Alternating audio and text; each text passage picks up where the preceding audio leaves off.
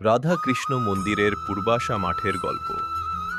রাধাকৃষ্ণ মন্দিরের সামনে একটা মাঠ ছিল। এটাই আমাদের গ্রামের ইডেন গার্ডেন ছিল। মাঠটা পাড়ার সবার প্রাণ ছিল। দুপুর গড়িয়ে বিকেল হতেই এক একজন এক এক দিক থেকে হাজির হতো, হাতে ব্যাট, বল, কারো আবার সাইকেলের কেরিয়ারেই লুকোনো স্ট্যাম্প। খেলা কিন্তু সাধারণ ক্রিকেট না, ওটা ছিল ফুল হ্যান্ড ক্রিকেট। খেলার সবচেয়ে বড় তারকা ছিল সাগ্নিক, মাহি। সবাই বলতো এটা একেবারে মাঠের মাহি। তার হেলিকপ্টার শট আর লং অন ছক্কা দেখে পাড়ার ছোটরা চিৎকার করত, মাহি মাহি মাহি। দীপ ছিল দলের ভালো অলরাউন্ডার, ব্যাট ও বল দুটোই ভালোই করত সে।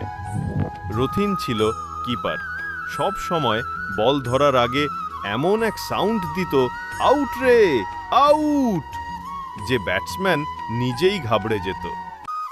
শিবু ছিল টিমের ক্যাপ্টেন, ওপেনিং ব্যাটসম্যান। ভালো ব্যাট করত, সব বোলারদেরই সিক্স মারার ক্ষমতা সে রাখত। তার জার্সির নাম ছিল হাল্ক। আর যারা সব সময় টিমকে জমিয়ে রাখত তারা হলো ভগত, যার একটাই ডায়লগ ছিল, আব্বা নেহি মানেগা। কিন্তু ভালো বল করত সে। পাপাই আফ্রিদি, বয়স যেন বাড়েই না তার, ফিল্ডিং করতে গেলেই ক্যাচ মিস। বাকি ব্যাটসম্যানরা খেলতো টি-20-র মতো, আর পাপাই ব্যাটে নামলে সে খেলতো পূজারার মতো। মার্কেল, নামটাই বলছে বিদেশি বোলার। একদিন বল করলো এমনভাবে যে বল ব্যাটসম্যানের বদলে সরাসরি তার নিজের মাথায় এসে পড়ল। সবাই হেসে বলল, এটা সেলফ বোল্ড। সাগর ছিল অফসাইড কিং। অফসাইডে বল করলেই সেটা চলে যেত বাউন্ডারির বাইরে। তন্ময়, ক্রিকেট, ফুটবল, রেকেট, কোনো খেলাই বাদ দিত না সে। খেলতে ভালোবাসে খুব সে। ধীরজ ছিল দলের স্পিন বোলার।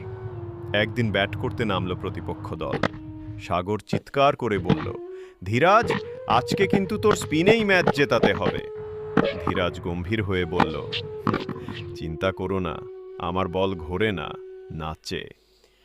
অরিন্দম ছিল দলের ফাস্ট বোলার। বল করত সে পুরো মালিঙ্গার মতো, তাই তাকে সবাই মালিঙ্গা বলে ডাকত। একদিন মাঠে মাহি আর সাগরের মধ্যে একদম ফাইনাল ম্যাচের মতো খেলা জমল।